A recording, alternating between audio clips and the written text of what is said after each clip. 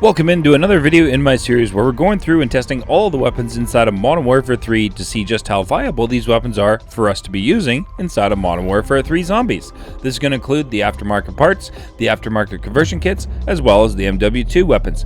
So if you're new around here and you like to see how weapons perform inside of Modern Warfare 3 Zombies, then make sure you're subscribed with those bell notifications turned on so you're not going to miss out any future uploads from myself on Modern Warfare 3 Zombies. As well, down below in the description, you will find the link for my streams. I stream on Mondays and Thursdays, 6 p.m. Pacific, 9 p.m. Eastern Standard Time. So yes, that means there will be a stream today, which should be a ton of fun as I am playing a new game today on stream with one of my good friends, and I'm really looking forward to that. So hopefully you guys will come hang out. Now, in today's video, we're going to be going through yesterday, which was Wednesday, which is my favorite day of the week for Modern Warfare 3, as they update our weekly challenges. So the weekly challenges have been updated and new ones have been added for week 7, which adds the Gunslinger aftermarket conversion kit for the Basilisk hand rifle. Hopefully I've said that right. I probably butchered it. I've been excited to check this one out as it was an interesting option to add an aftermarket conversion kit to this handgun. So in today's video, we're going to be taking a look at the Gunslinger aftermarket conversion kit, taking that through all 3 tiers, taking on bounty contracts all the way through to see just how viable this weapon can be inside of Modern Warfare 3 Zombies. Now by the end of today's video, hopefully you'll have a really good feel for how this aftermarket conversion kit performs inside of Modern Warfare 3 Zombies, and whether or not it will be a viable option for you to be using inside of your Modern Warfare 3 Zombies games. Don't forget, our next Black Ops 6 giveaway unlocks at 4,000 subscribers. So without further ado, let's get to the Gunslinger Aftermarket Conversion Kit review video today.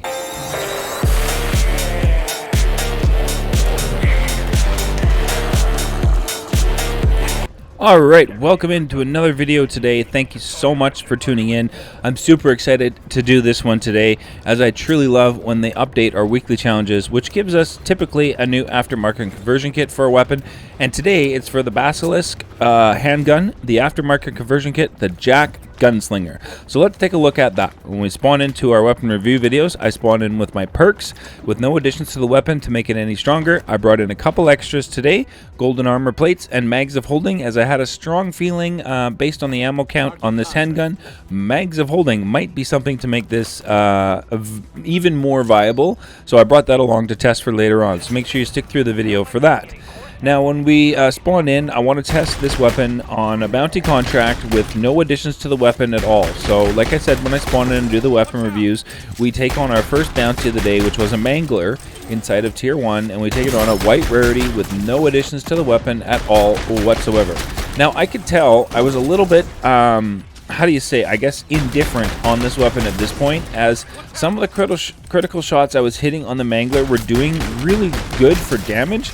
And some of them were not. So at this point, I wasn't really sure if, I don't have, the most best aim in the world, if that could be part of the issue, needing to hit every shot. Also, you have 8 rounds in the magazine, which is a bit of a struggle. It does reload all 8 at once, so that's not too bad.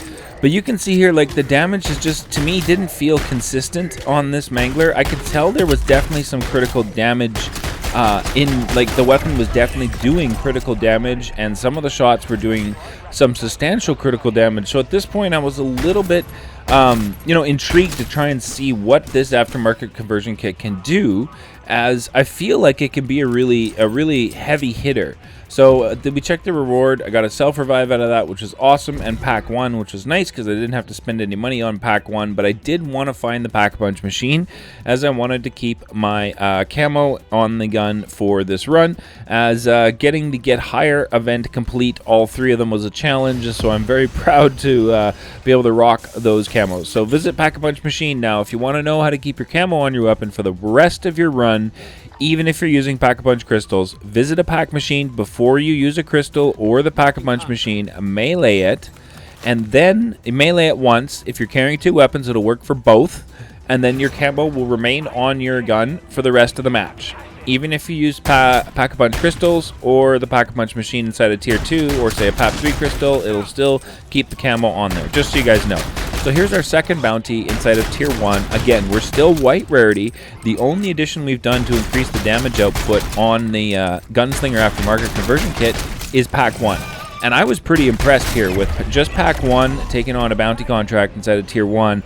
It felt really strong. It felt like a heavy hitter at this point. So I was kind of intrigued to see what Legendary and Shatterblast. Now, if you guys are wondering why I switched up from Napalm Burst to Shatterblast, is due to Shatterblast's ability to generate plates.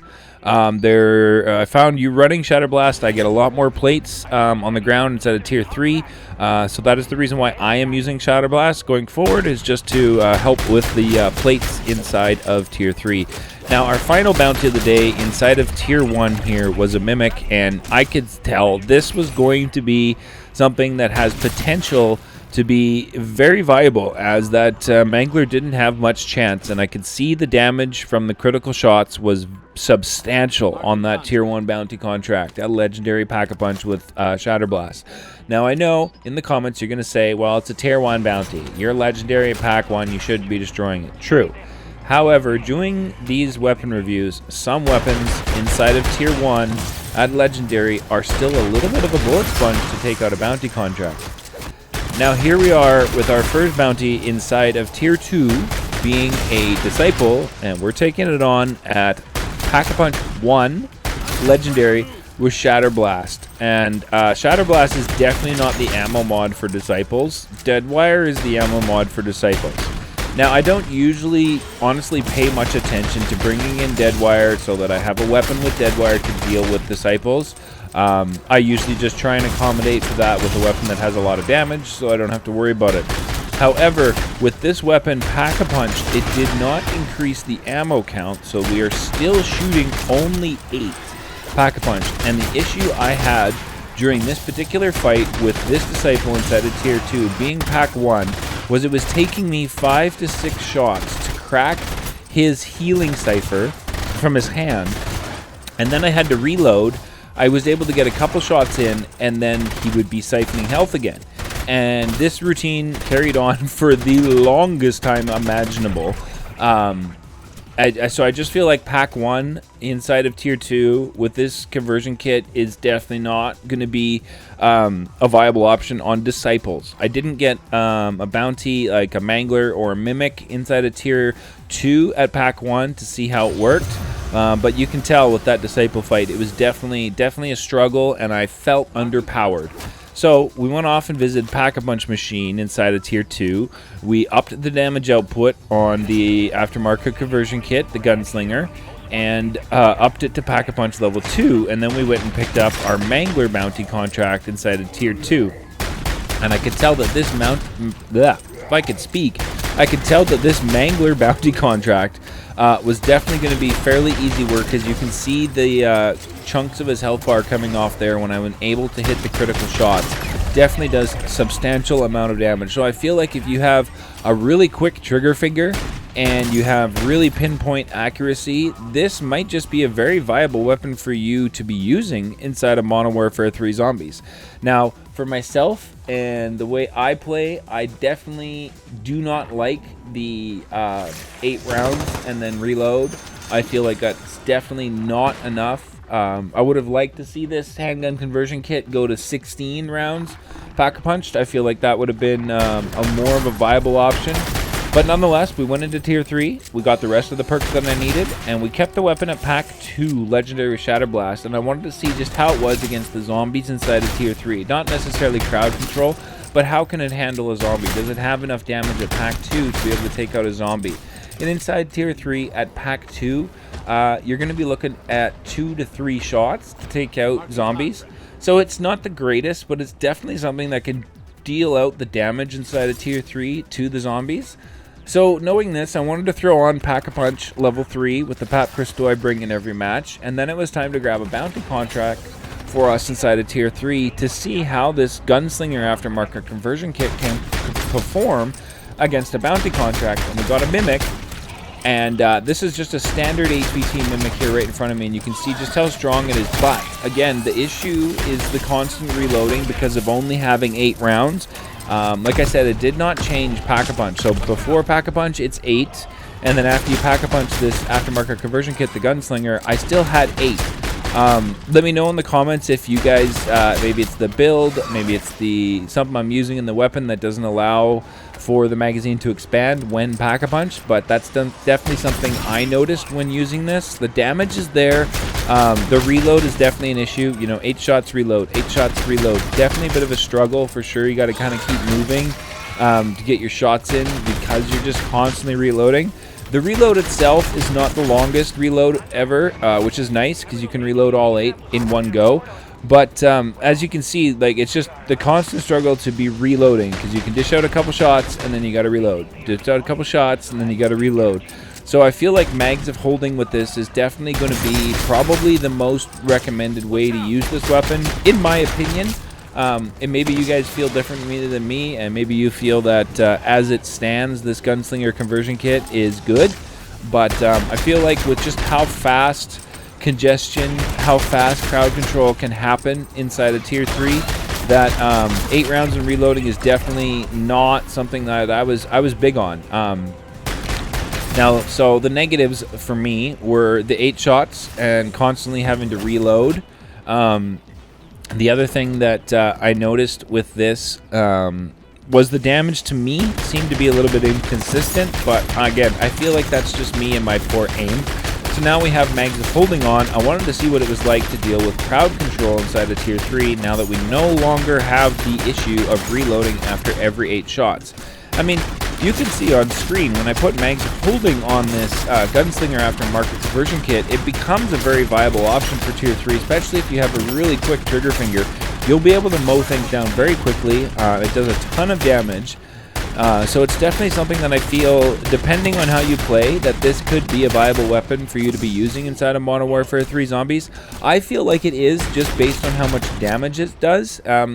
Let's find out here as we go off and visit Zhorde, the Guardian of the Arches, and let's see how well this Gunslinger conversion kit performs against Zhorde, because I noticed the damage is definitely there with this aftermarket conversion kit. It definitely makes this a viable weapon as far as damage output. And then with mags of holding, not having to reload is a massive, massive win with this weapon, because I feel like the 8 shots is barely enough to, you know, damage. Like if you have a standard HVT and you come in, you're maybe underpowered for the tier or the threat zone you're in, I feel like your 8 shots, you know, you're going to be reloading before you have a chance to take out anything. So I definitely feel like this is a weapon where if you're in tier 1, you're going to want to pack 1. If you're in tier 2, you're going to want to pack 2. And if you're in tier 3, you're going to want to pack 3. Although you can take out zombies inside of tier 3 being pack 2, and you can take out bounties inside of tier 2 being pack 1. I feel like, of course, if you're in those situations and you're using mags of holding, then you'll be fine.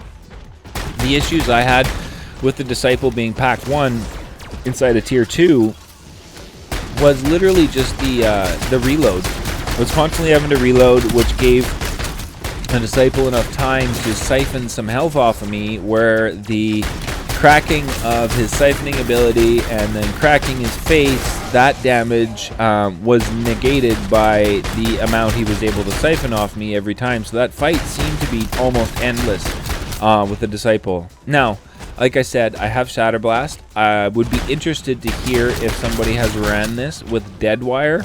And what their, you know, battle was with the Disciple being pack 1 inside of tier 2. That's something I would be interested to find out.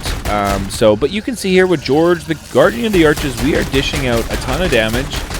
You can see his health bar just getting absolutely wrecked right there. So this is definitely a weapon that has the damage output needed to survive inside of tier 3. So we've taken on Zhorde, we've taken on a bounty contract, we've done pack 2 legendary, we've done pack 3 legendary, we've done pack 3 with mags of holding. So the last thing to do is to go off and visit Pedro, the Palace Protector, and take on Pedro, our good friend over here. And thank you everybody for the name suggestions for Pedro, the Palace Protector. This is the winning one for me. We are going to be calling him Pedro, the Palace Protector from now on. Oh, also, on top of the hill, So let me turn around here and I'll show you the Mega Abomination that spawns on that hill to your left, where the Season 2 Dark Ether portal spawns. I am in 100% agreement with all of you in the comment section. He needs to be named Hank, King of the Hill. There's no other option that's even possible for that one. So now we have Pedro the Palace Protector, which is taking a ton of damage, even at range, with this Gunslinger Aftermarket Conversion Kit. Truly amazing. And we have Hank, King of the Hill. So we now have 3. Zhorde, the Guardian of the Arches, Pedro the Palace Protector, and Hank, King of the Hill. I love it. Truly love it. Tons of fun. Now you can see how well this weapon and this aftermarket conversion kit performs inside of tier 3 using mags of holding. It becomes incredibly viable. The damage output is truly remarkable on this. Being a handgun, you have amazing movement speed. You really can move around really quickly. There was times in this run today inside of tier 3 where I didn't switch weapons to just get away from a scenario because I had the handgun on. You just start sprinting and you're able to take care of things.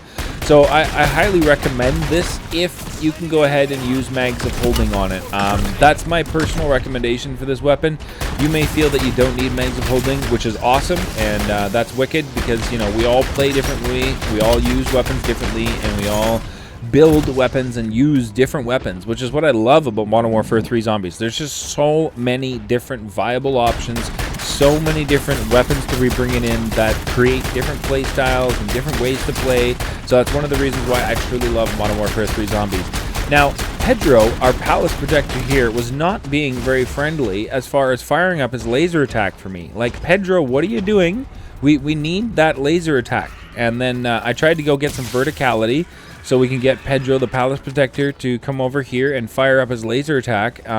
Pedro's been given the heads up from Zhorde, so like Pedro's smart. He's got a lot more IQ than Zhorde. When we fight Pedro, it's going to be a little bit of a different fight because Pedro already knows what's up. He knows that we're trying to get verticality so we can fire up his laser attack and we can take him out, and he's not for it. He's firing up his laser attack even when I don't get verticality. So Pedro, I think, is the next level up from Zhorde. Zhorde has been sharing insights, and maybe Zhorde is now at Mega Abomination School, and he's one of the instructors. And Pedro here, the Palace Protector, has enlisted Zhorde, the Guardian of the Arches, to teach him the ways of surviving Tier 3. But either way, Pedro, the Palace Protector, cornered us, chomped on us a couple times. I was not concerned with the damage output from this aftermarket conversion kit. I literally just stood there and dished it out.